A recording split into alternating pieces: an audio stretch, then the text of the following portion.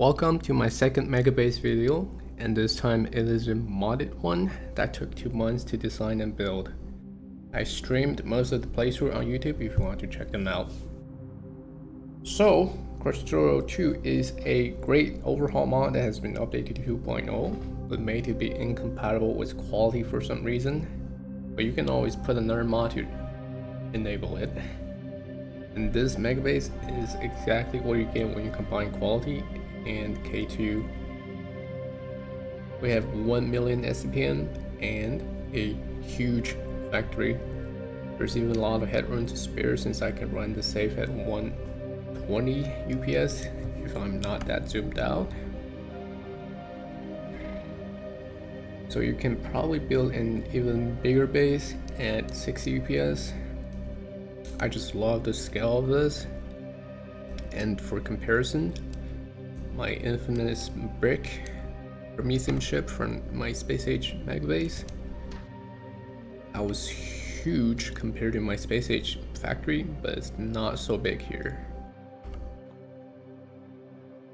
Anyways, here's the mod list, and the most notable ones that help a lot with the designs here are elevated rails for trains, stack inserters, and stackable superior inserters, which is a K2 inserter that enable item stacking up to 4, which is not a thing in vanilla. And we also have change inserter drop lane, kind of like Bob insert but not as OP, but it's pretty much a needed vanilla feature, I'd say. And K2 quality compat is the one that enables quality in K2.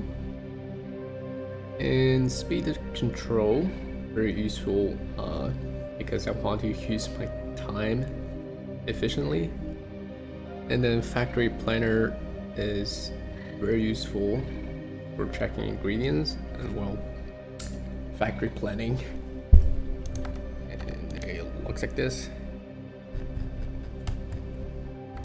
If you're not familiar with K2, I highly suggest watching Dosh's playthrough first or play it yourself, and possibly convert the save into one with quality enabled later if you want to Megabase.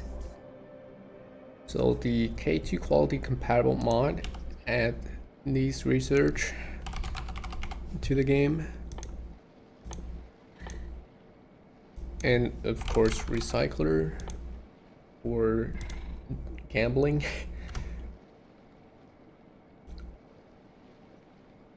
But yeah, if you haven't played K2, here's a quick rundown of all the main differences between K2 and vanilla. And also know that this is not the spaced out version. There's no other planets, only Navis.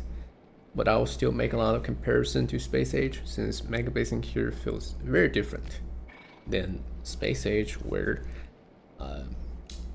there's a lot of interplanet item transportation. It's kind of like a huge UPS hog here, and spaceships being just DIY trains.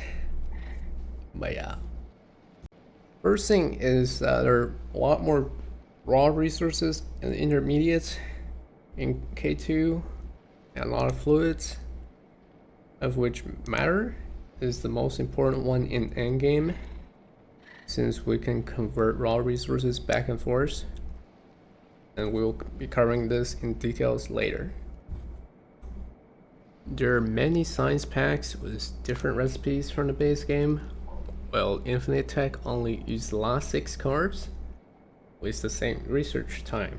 So any research works as a good SPM measurement here, unlike Space Age against problematic infinite research that need different packs and different research time that translate to different number of labs. As much as I miss lab productivity for even bigger numbers, this base is already making 1 million SPM from 500,000 raw production of all 6 cards, while my Space Age save can only handle 60,000 raw science production. It's a numeric comparison that doesn't say much, and Space Age has twice as many sizes, but it just shows how capable this base is even without a lab prod. There are also many logistics upgrades. So you can see 2 tier of belts above blue, with the green belts being the same as Space Age tungsten belt at 60 item per second, and purple belts being 50% faster at 90 per second. And Krastorio2 also have these superior inserters with a much higher rotational speed, and combined with quality you can get 160 items per second direct insertion speed and around 100 items per second to belts. And the best part is the longhand inserter here has the same throughput, enabling designs that's more than 1 tile gap. You can do 2 tile or even 3 tile gap between machines with the same item throughput and fitting more beacons possibly. There are also loaders that, since we have stacking, that one purple loader can handle 360 items into a machine. And on top of all this, the best part about Krastorio2 are these singularity beacons, which are 2x2 and can only affect 2 tiles extra on each side, but they have a stronger distribution efficiency than normal 3x3 beacons. And the best part here is the effect is multiplicative with the normal beacons. So if you combine this with quality and the tier 4 buildings with insane crafting speeds and large areas, you can get crazy numbers from a single machine here. And you can also make a really long direct insertion chain and try to match the throughput rates between machines with different beacon layout while accounting for numbers of inserters to keep up. And here's a quick look of part of the factories with the overlay turned off to avoid spoiling too much of the designs, since figuring all these out has been the best part of this playthrough.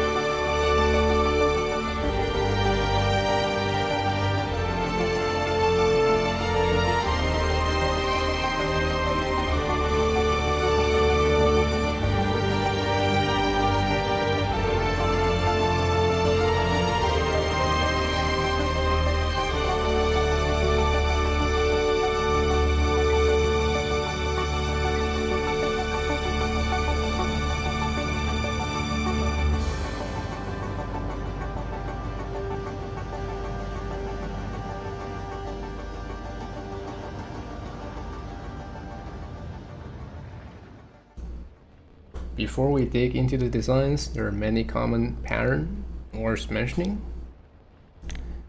First, that is everything is made out of matter and water. Matter is used to convert into all the raw resources. That can include water, but why would I do that when I can just use offshore pump to get it free from the lakes? Which is also why I pasted this blueprint to overlap water as much as possible. The second thing is all the blocks are contained in one fluid box, which is 330 tiles by 330 tiles, and it has one train station per block. And every block has some kind of common builds to handle fluids, like sulfuric acid here, some dirty water treatment build here.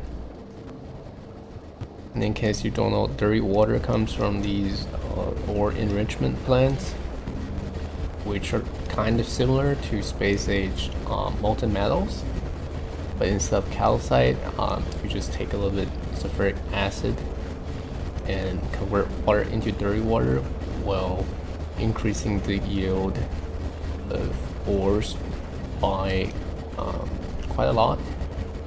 And there's also oil refining here, since petroleum is needed in a lot of places like plastic. And one thing worth mentioning is that a lot of the buildings are designed around fluid input limitations, which is a lesser known limitation of the engine right now, that every input and output node from a fluid machine is capped at around 4.2 or 4.3 thousand per second, which is why you can't beacon it past that. Like the tooltip sometimes just tell a number that's not even possible, even though it says it's constantly working instead of output full.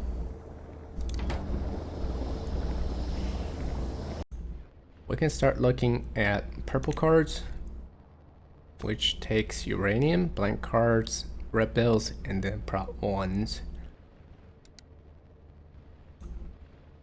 As for prop 1, it's very slow. There's no electromagnetic plants in here with all that free prod, so we have to kind of beacon it a lot, and it's still only making 48 per second, while the science assembler needs almost twice as much. That's why I'm belting it on the side and having 2 blocks on each side to feed all these science assemblers.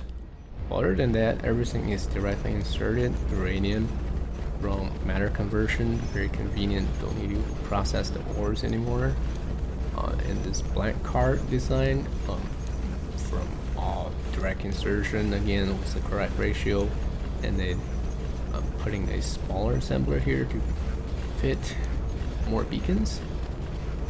And you see this in every other science, since K2 is nice that all the science has the same craft time and the blank card ratio is the same across the board. Other than that, I managed to fit this red belt assembler here. It's also very fast, and you can see how many inserters is needed here to fit all the gears in and all the ores. Enrichment, all of them are shared, and this is tiled very nicely into this pattern, repeated 3 times, so that we have a total of 24 full stacked belts of signs, and every assembler make just short of 1 lane.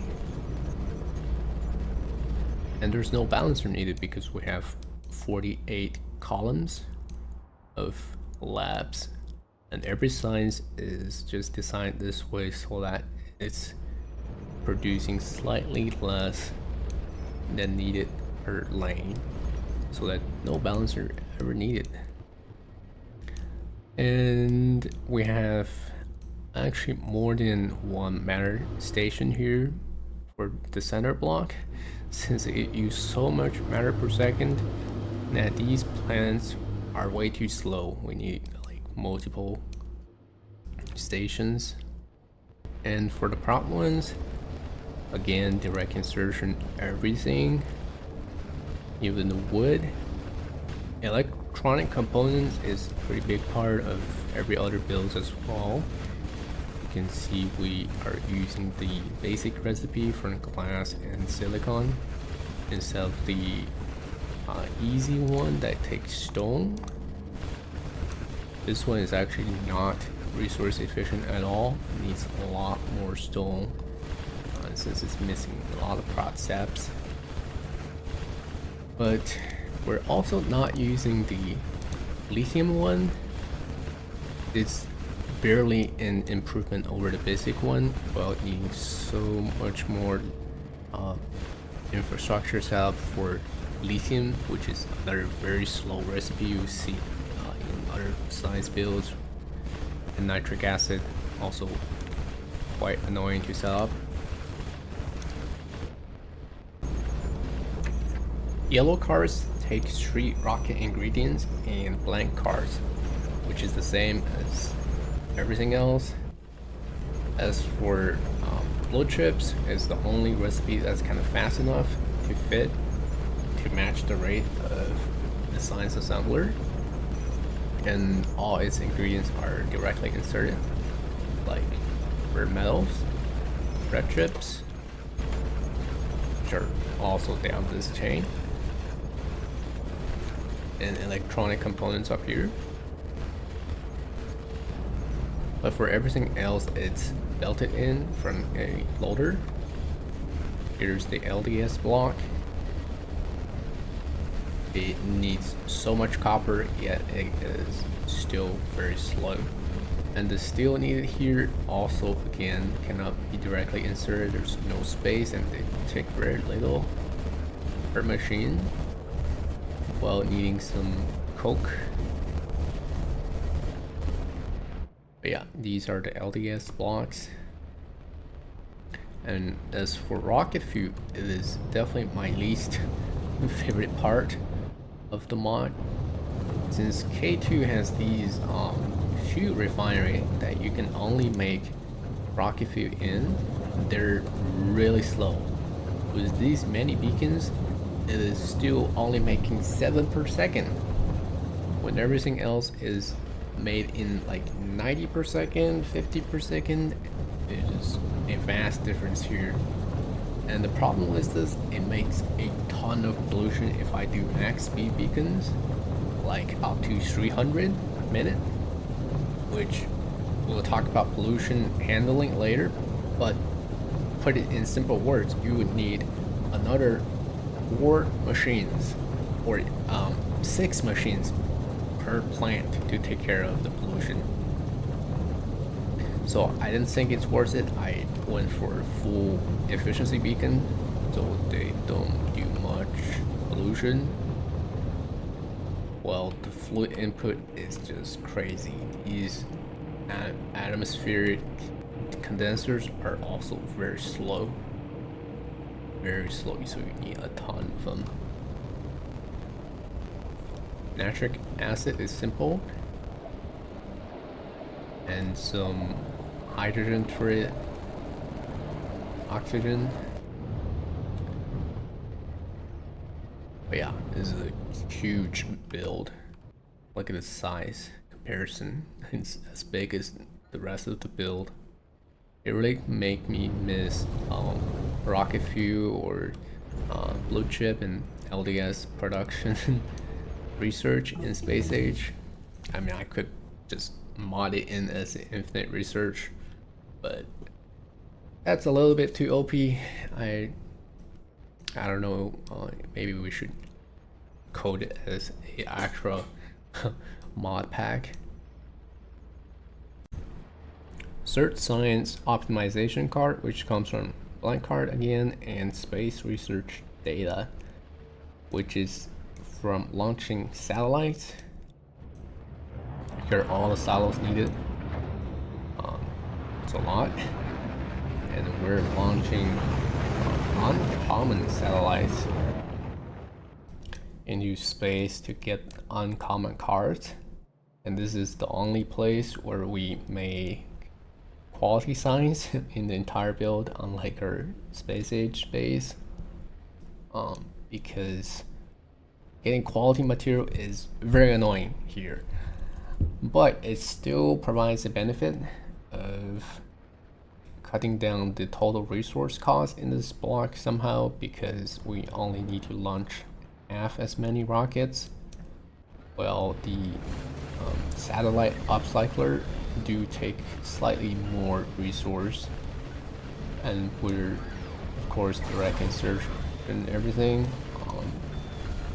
A lot of blue chips needed.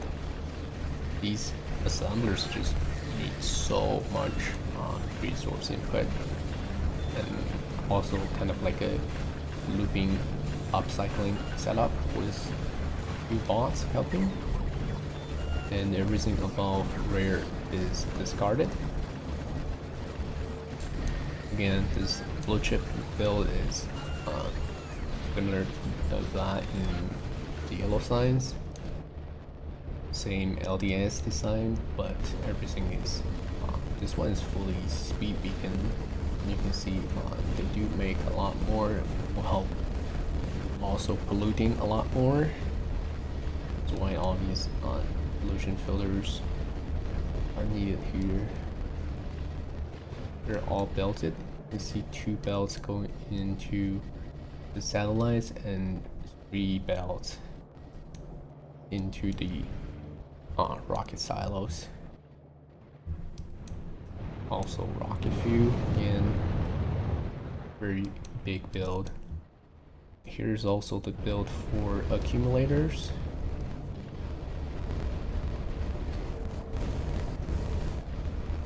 And solar panels for satellites. Solar panels recipe is kind of changed to this very annoying one in Krastorio2 for some reason. It's still manageable to direct insert everything.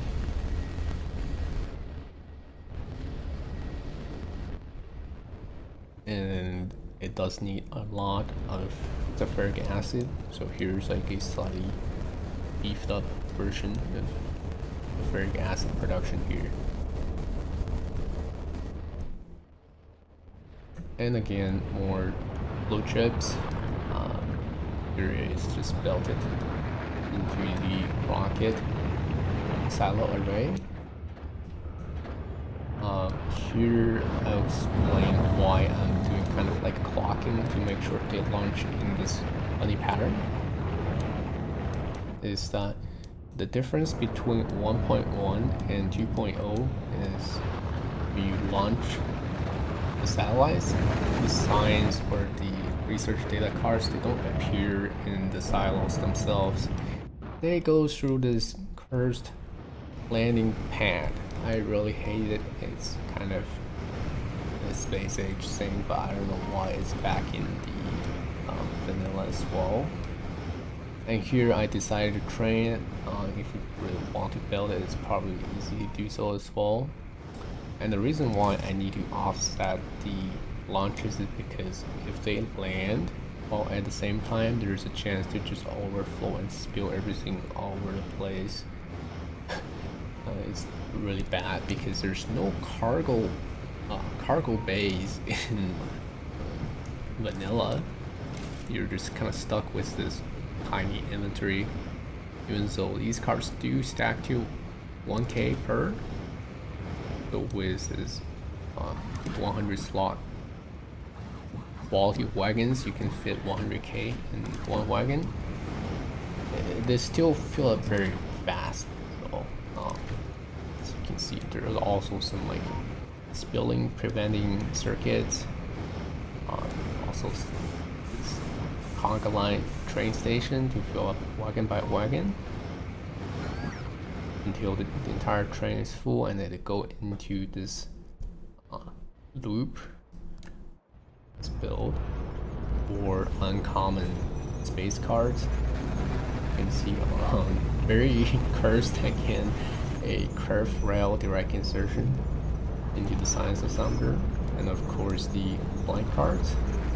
The blank cards actually make this slightly more complicated since we do need uncommon quality on this as well, which means we need some uncommon iron and copper. That kind of comes from this quality factory, which discard normal quality and rare above.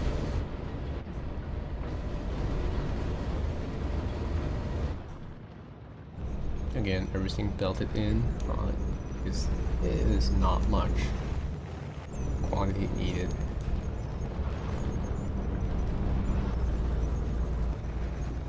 And again, some simple circuits to move the train by one wagon when one previous wagon is fully consumed.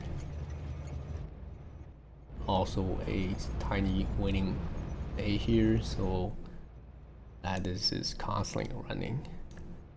Again, since this is uncommon, everything is cut down by half, which is very nice. We only have 12 full belts of them running in. The fourth science is matter tech card, which is actually pretty simple.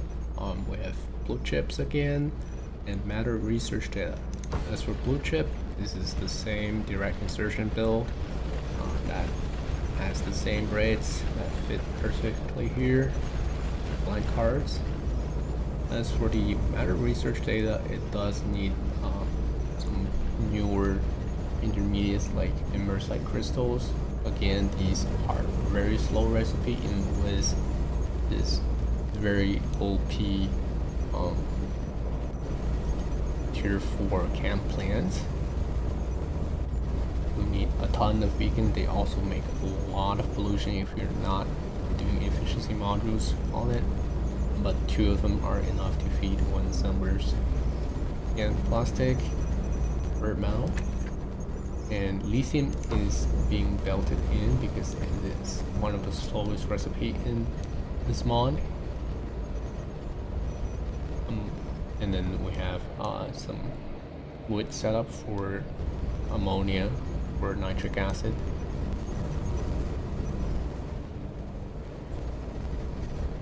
And one interesting part about lithium is that it comes from mineral water and hydrogen chloride, but the productivity modules made it that it kind of go into a positive loop for chlorine. I'm pretty sure in vanilla Krastorio2 you're supposed to do electrolysis to convert salt into chloride and hydrogen, and you supplement a little bit more hydrogen to make this. But now here, due to the extra productivity you get from quality, you actually get more chlorine for input. I think it's kind of broken, but so that you only need to burn it off. Again, Krastorio2 has this very nice flare stack. You don't have to do some funny recipe switching to avoid fluids. So all the inputs needed here are hydrogen and mineral water to get lithium. It's a lot of lithium plants just for the matter research there. Yep, this side as well. Fifth science is advanced tech card that needs some other intermediates like lithium sulfur batteries, electronic engine units, and immersite gears. And magically, I did manage to fit all these direct insertions here. Electric engines are the same as base game, so we can take care of it from here. Blank cars, immersite gear just for immersite plates again, all directly inserted. This is one of the best builds I've made in the mod. It's so compact that you tile it, there's not even much wasted space. But again, lithium sulfur battery needs lithium, and you kind of just have to belt them. This is the build. And again, for electric engines units, you need a lot of lube, and the lube comes from cold liquefaction here. Slightly different. This is like the only place where I use cold liquefaction in the entire run, just because how much heavy oil is produced and needed for lube. Here is the lube plant. And in case you're wondering where the steam coming from, it's from this fusion plant, which might sound like a huge waste of power, but it's actually just great because it makes 5,000 steam per second per plant, where if you actually use boilers or the heat exchangers, you're gonna need many more, when this one plant is enough per block. Only 3 is needed in total. The last card is Singularity Tech card, which might not look like a lot of ingredients, but every one of them takes a ton of resources, especially energy control units, which is like the RCU of K2. And as you can see, the size of the factory is like half of the entire build, and half of the resource goes into this single card. It really is the Prometheum size of K2, but not in like a UPS hog way. Anyways, here's the ODS block. You already seen it, and it is belted into ECU, while everything else is directly inserted. Even lithium, I managed to fit them here. I have the sufficient amount of production into the battery plant into here, but still have to belt the immersite crystals. They're way too slow. And then you craft matter stabilizer, charge it, put it on the belt into the science assembler, where the AI cores are directly inserted in here. And the ratio here is so close that it took me a while to design this part. You see, this one take 87.6 AI cores per second. This one makes 88.8. Takes 44.4 crystal, and this one makes 44.6 crystal. But yeah, everything else is blue chip, trying to kind of hold them on this side to not conflict with the beacons around immersite crystals. And again, one science assembler from all these setup. That is why we needed 48 blocks. It is a huge build, and we need many stations for this as well, just to get 48, 24 full belts of Singularity Tech cards. Now we can take a very quick look at the lab setup. It's nothing too complicated. I didn't bother to clock the inserters either, but here are just the splitters,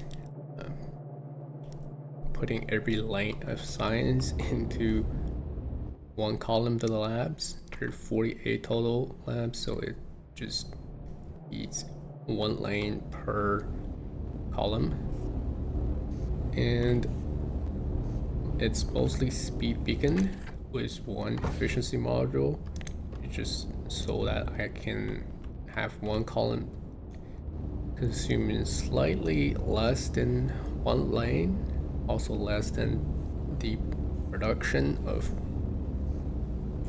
from each of the science blocks. Yeah, these things need a lot of power, 400 megawatt per lab. It is pretty crazy, but thankfully they do not pollute, unlike the biolabs from space age. Otherwise the pollution cloud might just be impossible to control, or need like billion of pollution filters. But yeah, our electric network is mostly for these labs, honestly. 400 gigawatts and then 350 are for the labs. Yeah, we can take a quick look at the power. Thankfully, the mod provides these antimatter reactors, which are at base 3 gigawatt, but of course we gotta make it in legendary quality, so it's 7.5 gigawatt per. And the funnest part is I did not know this thing also pollutes, and the pollution also scale with quality. That's why I put a lot of pollution filters here later.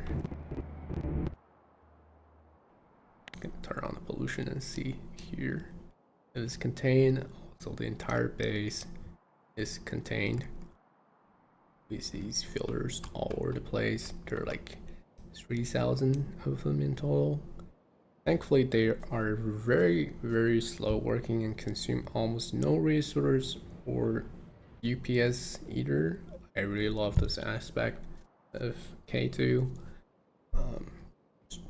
Makes pollution control very easy.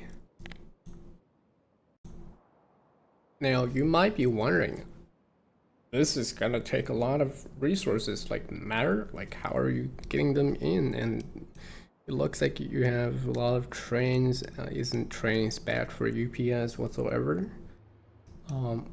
The answer is cube. Oh, because how resource dense these cubes are. One cube converts into 1,000 matter fluids. So our entire base consumes 8,000. I mean, well, it actually only consumes 8 million matter per minute, but we're doing kind of like a double because we convert it to cube and back. But yeah, 8,000 cubes per minute, which is not a lot. One train can carry 40,000 cubes, so that's why most of these trains are idle. It is just good for UPS by not moving, I guess. And even though technically you can put all the cubes onto one belt and power the entire base, but I wanted to give trains a go because besides the space science setup, I felt like when I had quality wagon mod, I thought I could make good use of trains for once. Since my space age base did not use it, it was just bad in almost every scenario for UPS. That is like almost useless in a space age Megabase. But here, I'm finally enjoying it with some tiny cube trains. All of them have a equipped grid as well. A lot of legendary equipment.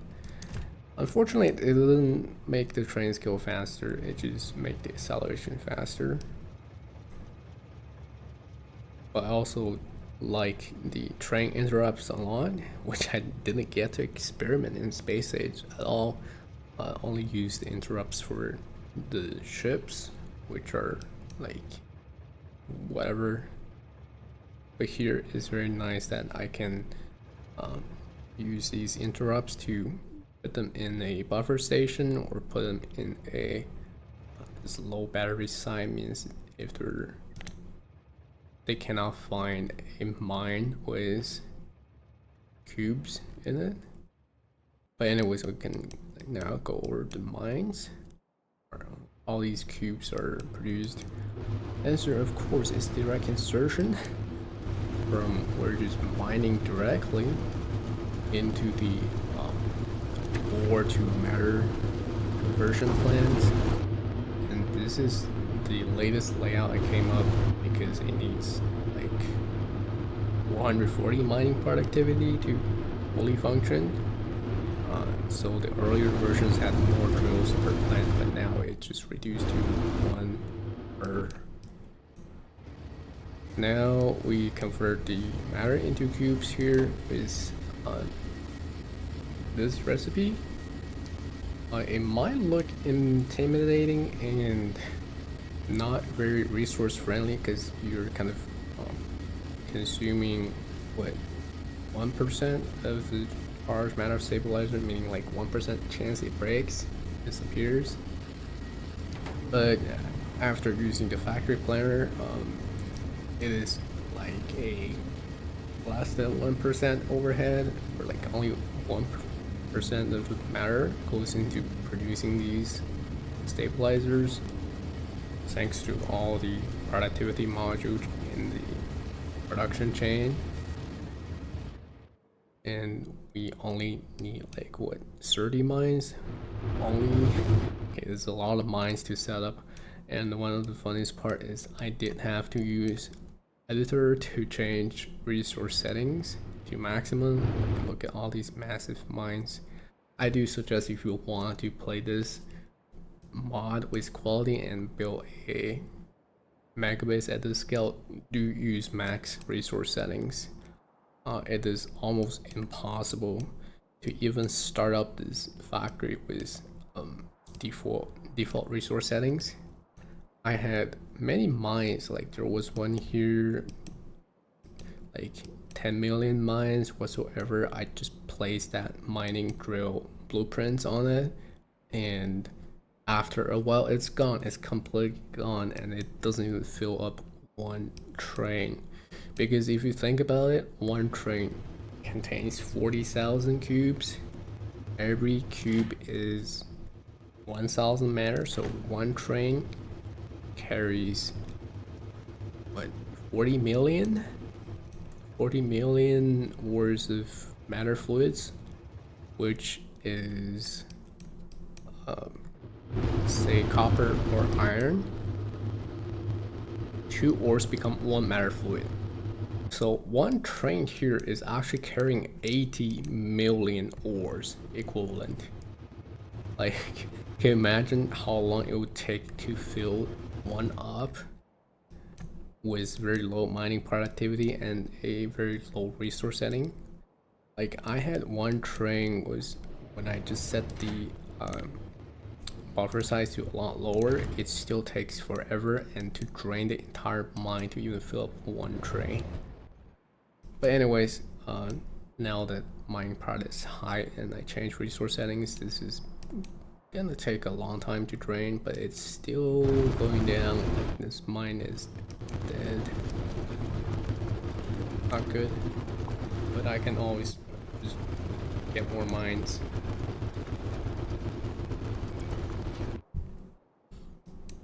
They're everywhere.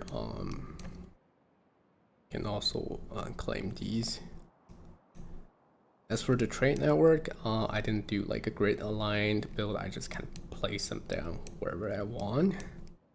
And this is like the dumbest roundabout blueprint I've made, but it just worked because the trains don't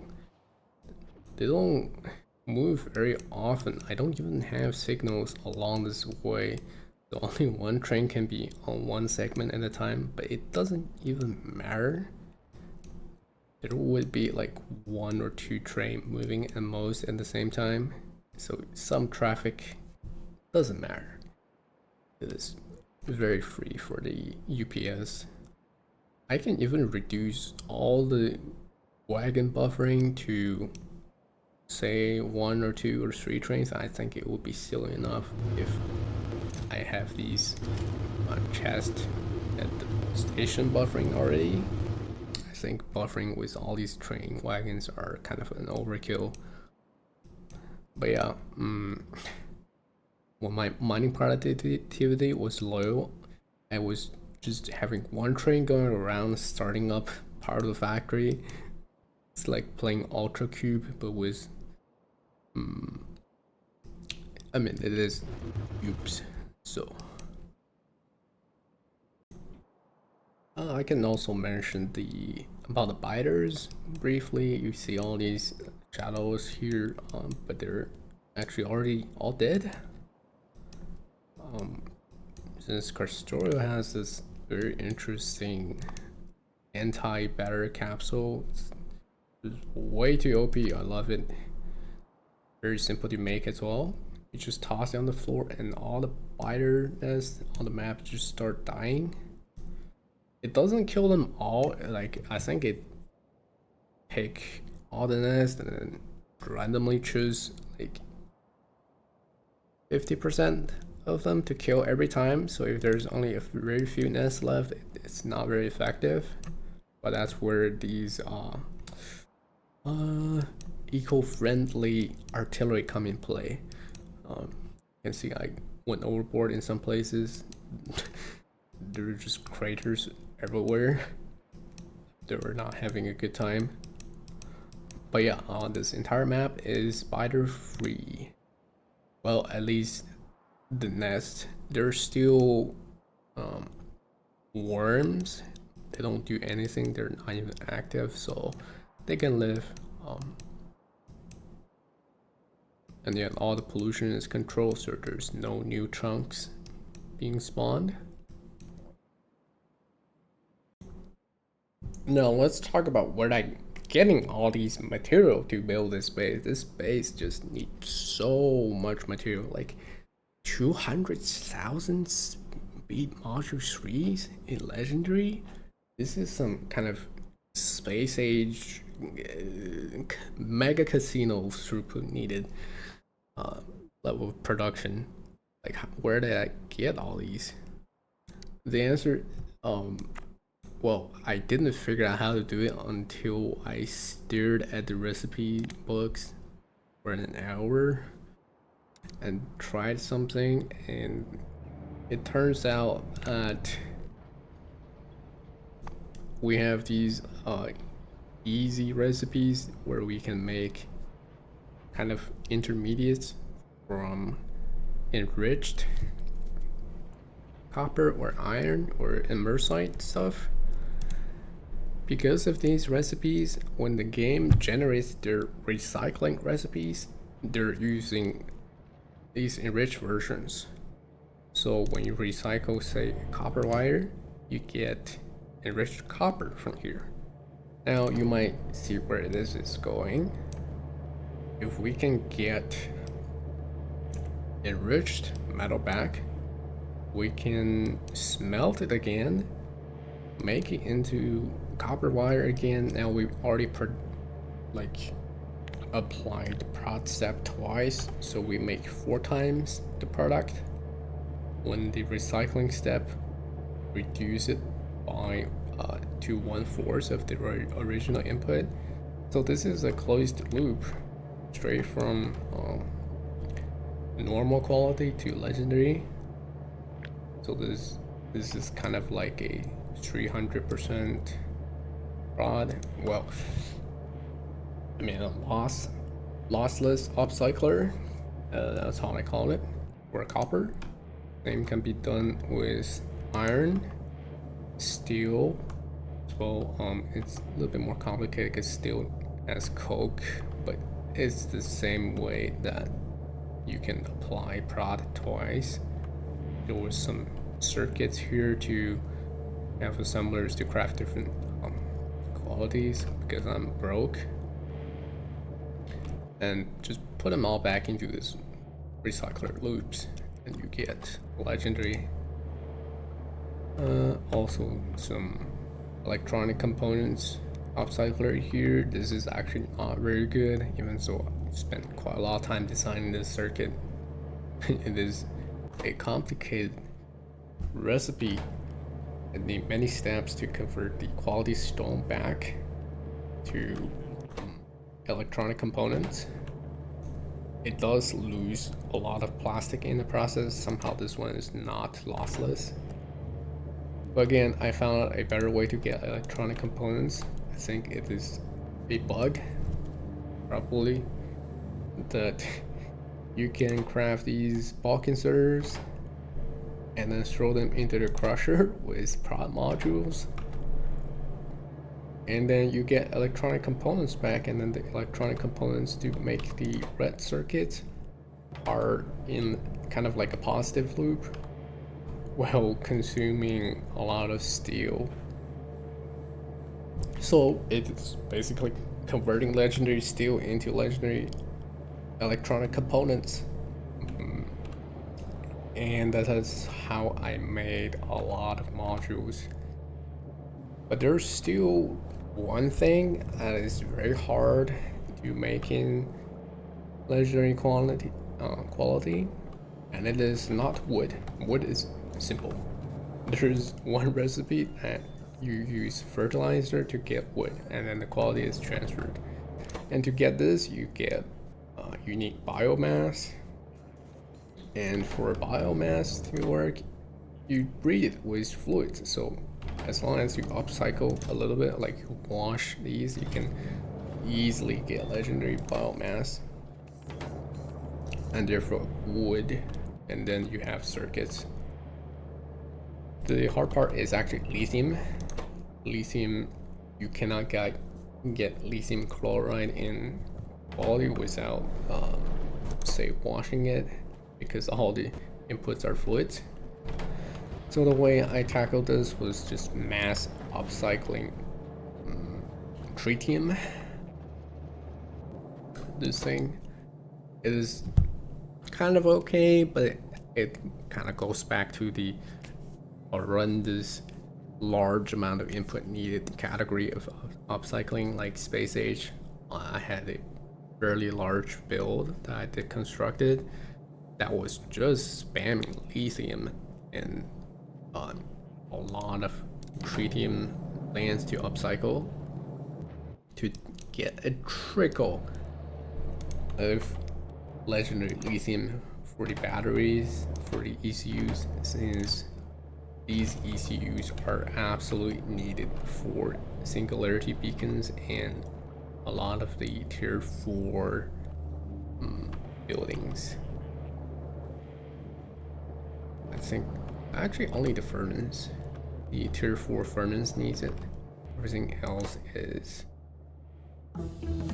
immersite related, which comes from immersite upcycler. This one is like 200% prod, so it's all positive, not positive, lossless. But yeah, you might think, wow, this is a lot of work. Just kidding, it's not even close to make the amount of materials for this base. It is absolutely horrendous.